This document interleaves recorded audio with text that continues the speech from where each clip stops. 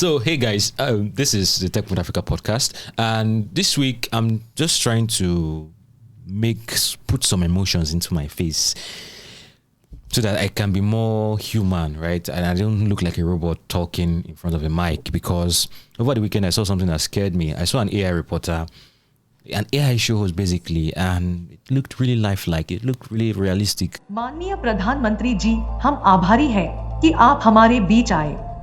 मेरी on the job learning अब शुरू हो गई है और 2024 तक मैं देश की सबसे अच्छी जर्नलिस्ट होने की कोशिश करूंगी। उम्मीद करती हूं कि तब आपसे एक एक्सक्लूसिव इंटरव्यू करने का मौका मिलेगा। बहुत बहुत धन्यवाद। I mean, I can see comments that, oh, it's not yet human, it's robotic, but they're just a few steps away. So it's having me think, what is the future of Emmanuel Paul, the co-host of the Techpoint Africa Podcast? And I'm also worried about this, my guys here. Got you. This is very huge. Why are you worried about me? This is how you talk. I'm not a robot. So Flutterwave stole customers' accounts. I mean, there's no emotion. Like, Flutterwave stole customers' accounts. That's what we should be saying. So you are trying to pretend to be stoic. So That is what you are trying to be. You are stoic. Trying to. Yes. Are you a Christian? Yes, I am. Why are you not stoic?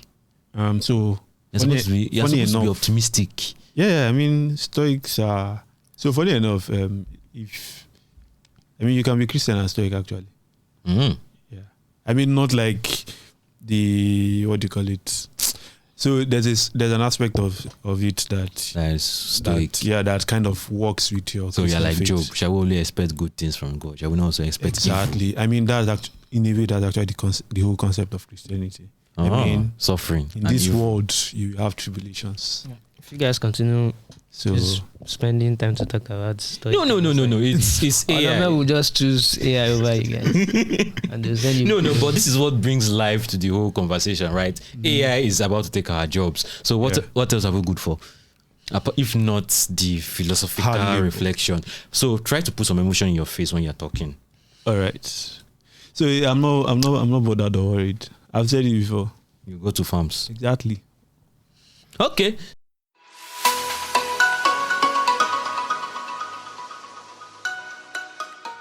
You know, there's really no internet in rural areas, but of course, the good news is South Africa is bringing free Wi-Fi to taxis. Bolu, okay, I don't think you have much issues with facial expressions and voice intonations, but okay. So do your thing. Yeah. So we would need to take a poll of our audience. I need to know if they actually think the same about me. Okay, sure if you are watching this, please drop a comment. If you are listening to this, please find and tag him so that it will not look like it's somebody else they're talking about. Just tag him. All right, Bolu, go on. all right. So if you live in South Africa, there's a likely chance that the taxis you'll be in will have Wi-Fi, and you'll be able to, you get free Wi-Fi while you are commuting to wherever it is you are going. So this is the initiative of Vodacom and Nestas.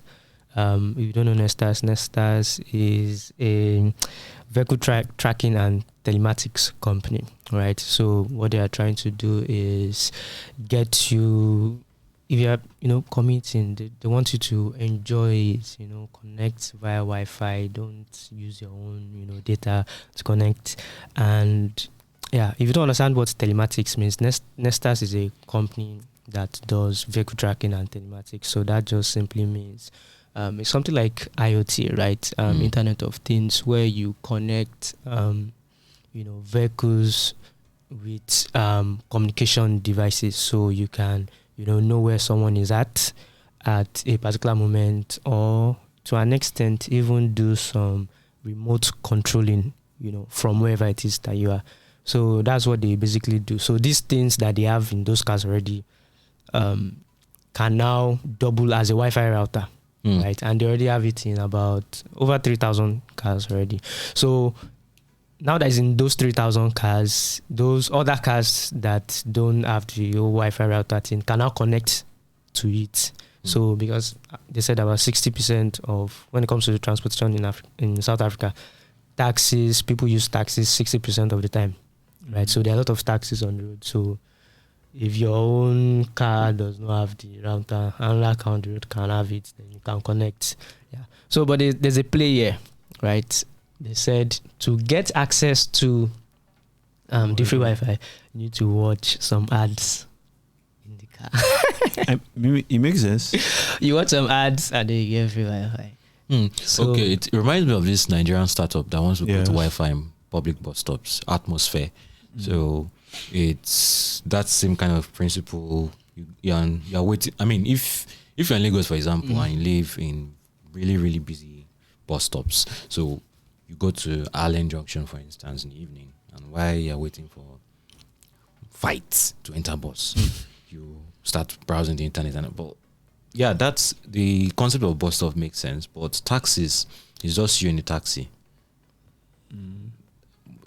Does the value of one customer in a taxi? I would understand if it was a public bus, like a BRT, where many customers can be leveraging that Wi-Fi at the same time. So all of them are watching ads. But with taxis, most of the time is one person, two persons at most, and they use the Wi-Fi, they watch the ads, but it's that enough value for them to actually install these taxis? Are they anticipating that you mentioned that taxis is like their most common form of transport. So is that going to be enough to offset the amounts they will actually have to spend to install devices like this? Okay, so I don't think they're spending a lot to install those devices. Like I said, it's a vehicle tracking and telematics company. They already have these things installed in the taxis already. So they're just making those things double as a Wi-Fi router. So I'm guessing it's not costing them as much money. So, and to the question of is just one person in taxi, I mean, there are a lot of taxis. So if probably taking multiple trips. I mean, I even think they might be making more money from this than from the people paying for the transportation, paying for the rides, because ads is, I mean, look at Google, Facebook, ads is good money. It's shrinking. Yeah, the ad revenue is shrinking. It is globally, but it's still big. Well, it's still big. It's still big. Like the biggest. Yeah. So if you get a company on board and tell them, oh, people are taking 16,000 rides in a day in a particular location, and you have information on those people, right? Okay, 60% of them work at here. They are of this age. I mean, is that not privacy concern? I guess it is. So what I'm wondering is to this Wi-Fi router. So let's say you know how Lagos traffic is. Yeah. And I have a car and I have a Wi-Fi router in it. Can someone who is close by access that It should be Wi-Fi? passworded, right? Yeah, like if they can maybe sign up. So just the same way the public Wi-Fi company. So now these companies don't just serve. I mean, the Wi-Fi doesn't just serve the person in the taxi. Serve Maybe people. anybody within Close proximities. Yeah.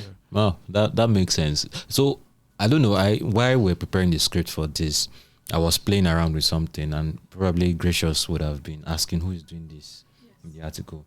It was me. I'm sorry, but I was trying to create a tabular formats of initiatives like this in different countries. So we've seen countries like the United States. They piloted it in New York. They tried to pilot it. There was a concept, but it never really kicked off. And it also happened in the UK. I think South Korea, India, Mexico, and Spain. South Korea, India, Mexico, and Spain. So in India, it was Uber. And apparently, it actually enhanced the experience for most of these customers. And it made the space competitive because after Uber did it, another ride-hailing startup called Ola kind of jumped on. I don't know. It should be Ola, right? Yeah. Forgive me for my Nigerianness. But yeah, it's going to be an interesting one to see how this will play out. Yeah. But it's happening at a time when different countries in Africa are playing in the whole transportation sector from different angles, right? So we have free Wi-Fi in South Africa, which is, I think it's private sector led. Is it government led? It's private sector led, right? They are private companies. Yes. Okay. So, but in Ghana, we are hearing there's a levy that has been lifted for ride-hailing companies. What's the story there? What? Yeah, so the digital vehicle licensing agency of Ghana, they've been talking about imposing a levy on ride-hailing companies. So that levy was supposed to go into force on April 1st this year, and it appears it did, but it didn't last too long. So there was a report late last night by a Ghanaian local media company, that it was saying they've lifted it. So initially, when it was announced, customers were, would I say, revolting, or they spoke up against it. And the idea was that for every trip you take, there's an extra 1 cedi added to it. And a lot of the users' reactions were, why do I have to pay an extra? So imagine you take a boat ride or Uber ride in Nigeria, and then you're now having to pay an extra maybe 100 naira for each trip you take. So yeah, a lot of them were against it, and by yesterday night we heard that it had been lifted. So the levy is kind of a tax, and one of the concerns people had, or let's say, is it concern now? But one of the problems people had was, okay, I work in Ghana, and my salary is taxed, and I now have to take a ride that is also taxed again. And that ride is taxed, but not just taxed. I still have to pay an extra 1 cedi levy. So it's almost like multiple taxation from different people. So you're paying the government severally for using several services. So maybe it won't be a big deal for a lot of people, but considering the fact that Ghanaians are not exactly having the best time economically. Yeah. So. Okay, so a story idea just popped into my head, and you heard it here in this podcast first too. And if guys, the two of you, if any reporter beats you guys with this story, me and you guys will have big issues. But I just remember that Lagos State had a similar initiative. I reported on the story in 2020, around August, September, or thereabouts, and that time it was a lot more bigger issue than it was now. Then we're talking about you must use new cars to ride boats and all of that. Then they came outside and denied it. Thank God I had documents from. I didn't post it, but I actually showed it to my bosses, and they were like, okay. They came to ask me, Emmanuel, how far? Hope you were sure. Then they went to go and fight those guys on Twitter. But right now, there's a Lagos State Road Development Fund levy, 2020 naira for every trip you take on boat. Just go on Boat app and download your receipt. You will see it there. Now, you wrote an article last year about boat trips, where you were analyzing how many trips were taking, the most popular destinations. If we can find the number of trips in Lagos last year, in 2022, we can know how much they made for the Road Development Fund levy. Then we can now ask them what they are doing with it. They are doing Lagos Ibadan. Lagos Ibadan is a federal project. Oh, okay. So Lagos Ibadan is a federal. They can't lay claim to that. Even the one they're even doing inside my estate, I'm pretty sure it's a federal project that they just columned, but how much? That's if you can find, so we'll check later. Please check it. But yeah, that's an interesting one. And the ride-hailing space and the transportation space in Lagos is heating up. But before we come back to Lagos, let's go to Kenya. Right? Kenya has this. They had this initiative. So electric vehicles seem to be more of a thing in East Africa than Nigeria. So Ghana too is doing some interesting things. In Nigeria, we have Max.ng, and I'm sorry if you're working in this space and we don't know you or what you're doing, but please reach out to Ghana. Max, Siltech, Tolulokbe Williams. You can check out the video on Techpoint. Yeah, Max is doing something interesting. So apart from those two I just mentioned, can you think of any other person? Electric vehicles. So I think GIGM said they were using a few electric vehicles. GIG. So why I didn't think of GIG is because I'm thinking of them more in the more mobility logistics side. Okay. They said they were going to be using for GIGM. Yeah, for GIGL. They're going to be using electric vehicles for transportation. Yeah, is GIGL. We need to. No, we have a story on it where I think they tested it. Yeah, it's been a while. Like around the time when they launched it. They checked how long on full charge to take. I think you could go from Lagos to Ibadan. I can't remember how many hours, but there's this area. Cool. So my bad then. So there's GIG, and I think Nord too has been doing some interesting things, but I don't know if it's fully operational for transportation too. That's the question. But we are hearing that Kenya has received $377 million to build electric buses. What's the plan? Okay, I mean, so like you said, a lot of the development in the electric vehicle space has been, at least in Africa, most of it has been in East Africa. For some reason, I'm not yet sure. Maybe it's government regulations that is encouraging it, because Bolt has piloted electric vehicles in Kenya. I think they wanted to do something in Nigeria, I can't remember, but a lot of it has been in Kenya. So I guess government regulations are making it very easy, and then the idea is that they could build a bus route, and it's like strictly electric buses.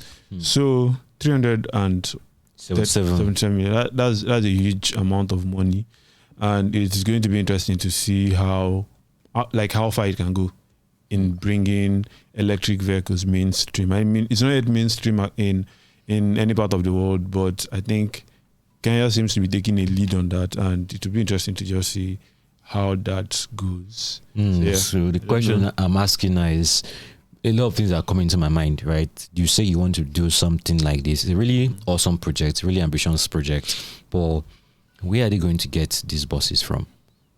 There are manufacturers in Kenya that could actually pull their weight and do this, but for this amount, how are they going to get the buses? Are they going to behave like a government I know that will contract a foreigner to build stuff for Nigeria? Nigeria, a country I know. Or are they going to leverage these local players? Are they going to benefit from it? So the question in my head is, where are they going to get these buses from? Then number two, how long is it going to take to have this rolling? And I hope this is not going to be a white elephant project where you build it and no one can afford to use it. Yeah, that's a really interesting question. I'm leaning towards the fact that they will use local players to do it. We had Bolu, you sound like a robot now. Please, live. Okay. The air is coming. Okay. I'm leaning towards Kenya using local players to do this, because they actually have a company that specifically builds electric buses, right? I'm trying to look for the name of that company, but what it does is they build buses, like mainly buses, nothing else, right? So they recently they raised about, was not $70 million. Basigo? Yeah, I think so. Yeah, they raised some amount of money, and I think that just automatically places them like they're the perfect person to do that, right? Okay, so yeah, they're just drawing my attention to the fact that are they actually building buses, or are they just building bus lanes? No, they are not. So what's going on is they're actually building it's bus lanes. Okay. Right. But then bus lanes means you need electric buses on those lanes. Okay. So those lanes are basically serving as, I don't know if you know the way electric trains work, right? Electric trains work in such a way that the rail line, there's an electrical source for the train on that rail line, right? So it's not as if it's using a battery or anything. It's like you are constantly connected to a grid on that lane. So it's not as if you need to go for a charge or something like that. So what they want to do is build those lanes where those buses will work. But then you still need buses that will work on those lanes, even though you have NEPA connection in your house, but you don't have anything that uses electricity, right? So it's still a valid conversation to be had. Okay, have. So yeah, I'm guessing it's like you mentioned or you hinted. I think it's more of a policy drive that they've reduced import duty. on electric vehicles that come to Kenya, and they've kind of tried to foster an enabling environment for electric vehicles. I hope some countries are listening to this. But yeah, that's quite an interesting one. So what are you betting will happen with this? Are we going to see Kenya transition from the matatus to electric buses, electric BRT systems? Yeah, I'd like to root for them that this would happen within a reasonable time. 3 to 4 years at least. Okay, so maybe not like complete acceptance, but at least so I like Kenya is not such a large country compared to Nigeria, so can we have it transporting 10% of Kenyans in the next 4 years? And that would be a win. Yeah, that would be a win, I think. And over the next, say, 20 years, it could get to, let's say, 30%. So I'm not holding out hope that it would even get to half, but can you have a plan where over the next 20 years, you have between 20 to 25%? I actually think something like this could happen in Lagos soon. Well, because the new with the road development fund fee. Well, if you think about the new rail lines that were just commissioned, the blue rail line, that is the kind of technology it uses. The trains are electric, so it's the same train that was being pushed. I think that's a conversation. I actually spoke to some people about they pushed the train. Bolu, you did not mention this. I spoke to some people about that, and the video. I saw the video. Train. Yes. Train. Yes. It was on WhatsApp. Train. Yes. Yeah. So there. When I asked about that, the thing they said, the Lagos state government said that they were not actually pushing the train. That was when they were just leaning on. That was when the trains, when they, should I say imported those trains, brought them in, okay, and the contractors men were basically why come you guys? That the contractors men were basically goofing around the train, that they were not pushing it, and they also made an argument that those trains are pretty large, too large to be pushed. I mean, that's valid.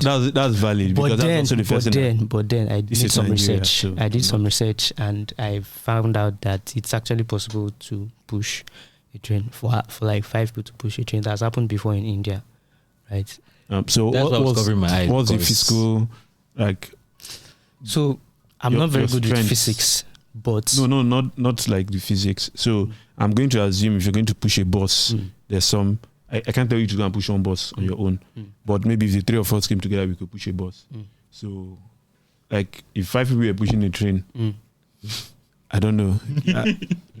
if that's possible, like, can 5 people even push a truck?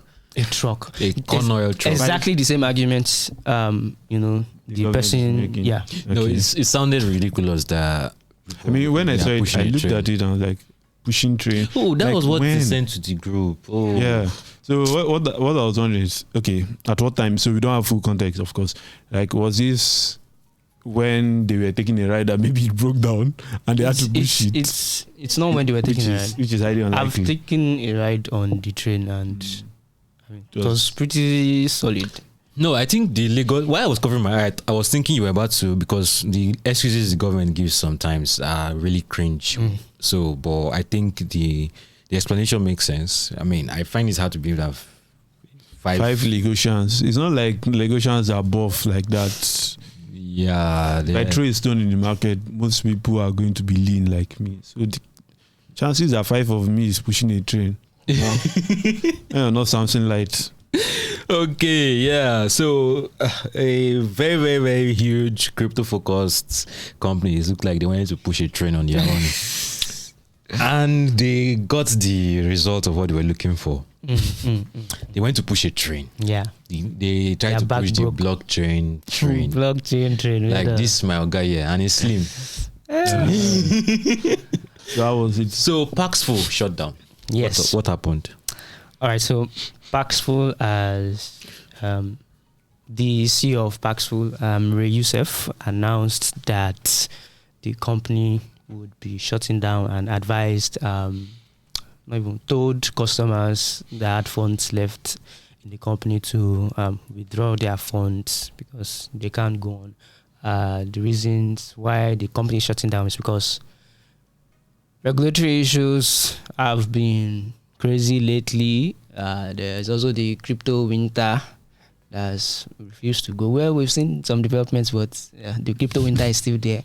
And then there's also the issue, some legal battles between the company and one of its co-founders, right? So the regulatory issues first, right? If you look at that, yes, he said, yeah, regulators are understanding the whole crypto space, everything, but there's still a lot that they don't know. So they've been clamping down. Since the whole FTX stuff, there's been a lot of clampdown on crypto companies recently. Even Binance is going through it right now. Binance is going through a legal battle with the CFTC in the US. And yeah, I mean, basically, crypto companies are not having a good time right now. And crypto winter, well, still as a result of a lot of crypto bad happenings from last year. We've seen crypto prices fall very bad. So that's also another issue. And then the third issue, which I feel is the main reason why the company is shutting down, is because of the legal battle between the company and one of its co-founders. So he said the legal battle has caused a lot of people to leave the company. So they don't have engineers again. Compliance specialists are no longer there. The security guys are no longer there. So the legal battle has caused, because he said, from what he said, they just can't deal with that guy anymore. I guess he's causing a lot of problems. So people are like, I'm leaving this place. So those are the reasons why the company is going down. Which of the reasons are you leaning towards? The last one? The last one. So here's why I don't think that's the case. A company that is very, very sound is not going to shut down because of legal battle. Not necessarily. So a very huge percentage of startups that fail don't fail because they don't have money. They actually fail because of co-founder dispute. Yeah, I think I hinted at it at a few articles. So investors are always very careful if you are going to that. So that's why you would see that there's a very good number of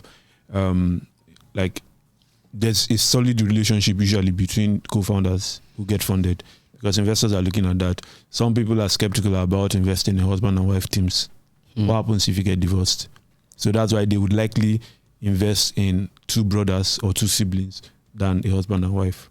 So they would usually ask you, how well do you know your co-founder before you go ahead? So it's very possible, because now that co-founder, we don't know how much of a stake he has in the company. And if it's huge, he could be stalling management decisions.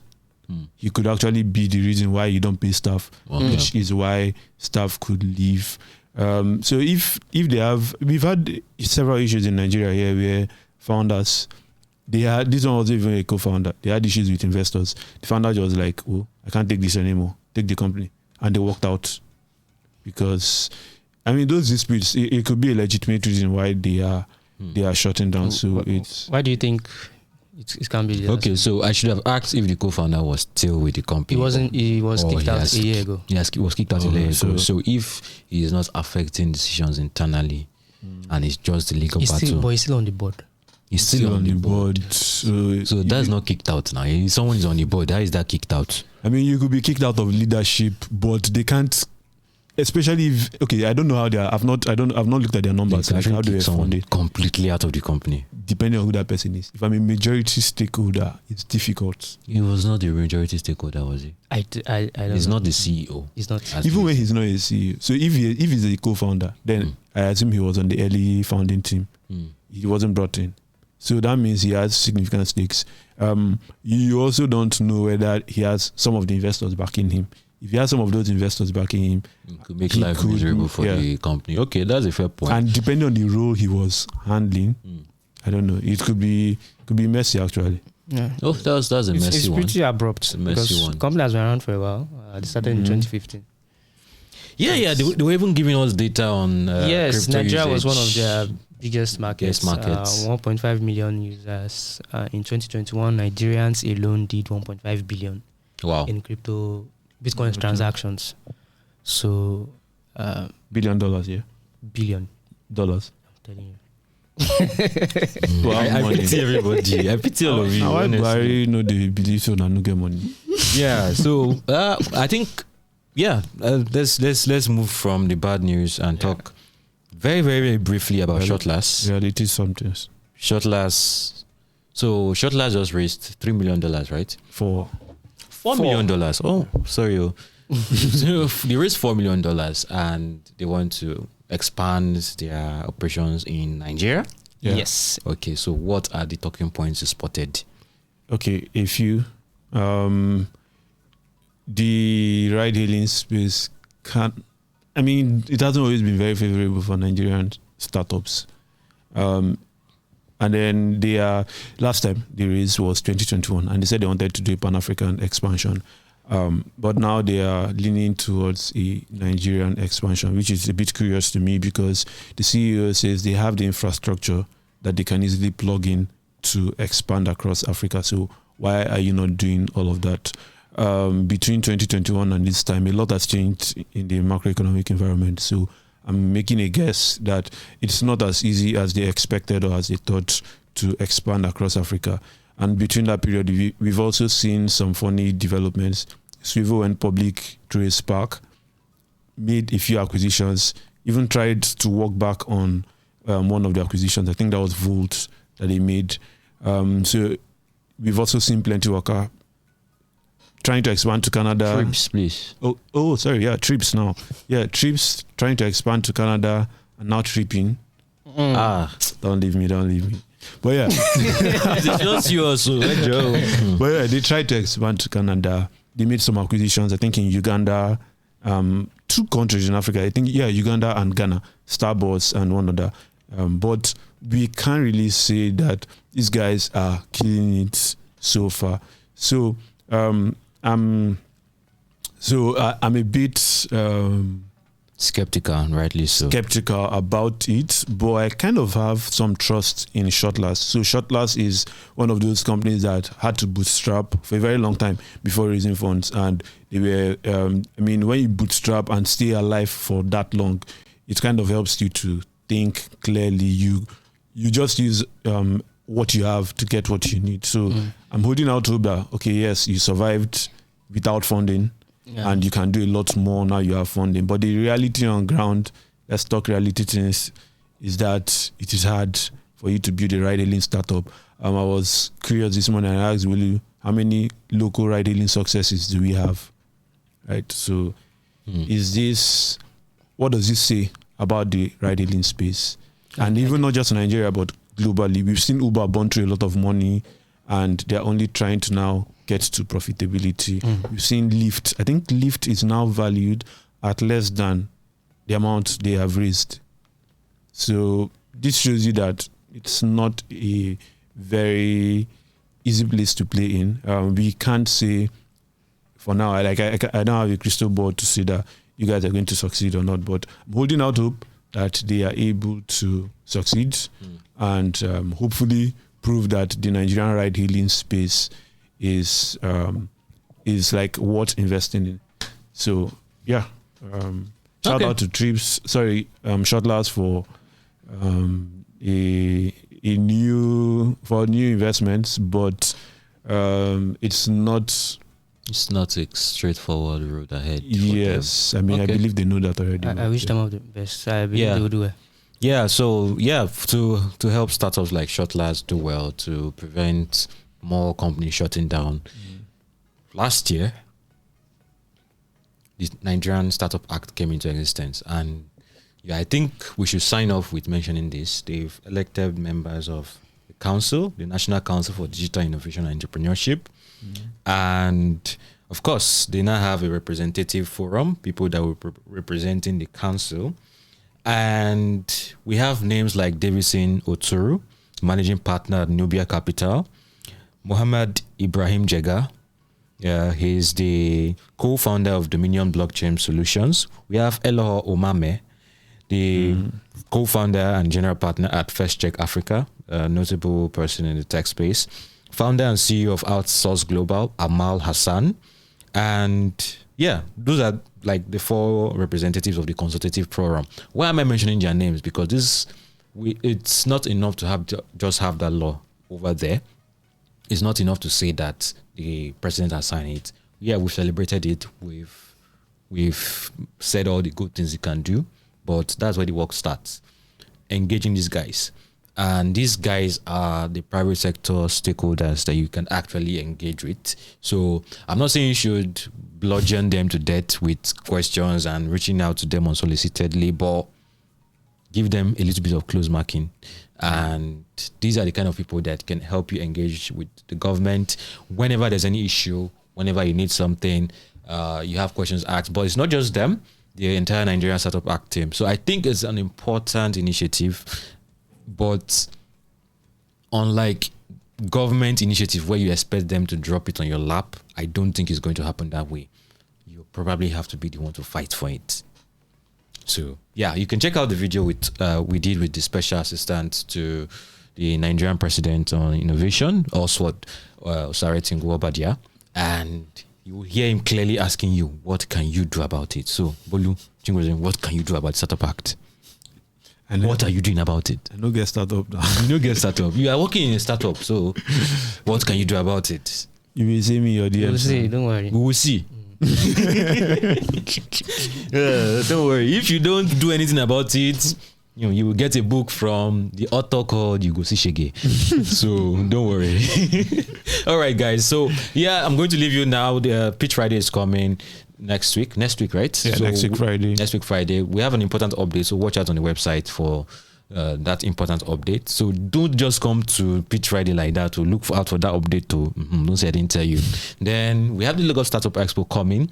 Remember what I said last week. If you really, really care about your customers and you really, really care about making an impact in solving people's problems, the Lagos Startup Expo is a place where you get to engage with customers in a way you don't get to on a normal day. And you get to network with other industry professionals, and you get to network with investors and the media and every other person. So yeah, don't miss out. Head out to LagosStartupExpo.com, exhibit, sponsor, and attend the event. Then, am I missing? Am I missing anything else? Yeah, subscribe. Yeah, I promised that there'll be an article on open banking. So yes, I did not fail you. The article is live. Yes, it went live the day I said it to go live. So cool. Go read it and drop your comments or questions, and yeah, you're free to drag him if you didn't do it well. Yeah, so yes, you are. You are free. Then don't forget to subscribe to his newsletter, FinTech Today, so he explores some of these topics in the fintech space, and it's going to be getting a little bit of a facelift, but the idea is to provide you with as much value as possible in the shortest time possible. Then also the workaholic, all the trends in the workspace, in the gig economy, the future of work, remote work, health insurance for employees, co-founder, employee stock options. Just come and have those conversations. And we're exploring it, not just what's happening in Africa, we're looking at what is happening globally. I mean, we just saw something about layoffs being very, very difficult in Europe. Big tech have it very, very, very hard to lay off people in Europe. Yeah, watch out for Nifemi's article on that. Yes, I've already wrote that in. Yeah, so yeah, if you're listening to us on any of our audio channels, of course, those of us on YouTube, you know what to do now. Yeah, so audio channels. Yeah, you can find us on Google Podcast, Apple Podcasts, Spotify, Hayat Radio, and anywhere else you get your podcast. All right, people. See you in the next one. Bye-bye. Bye.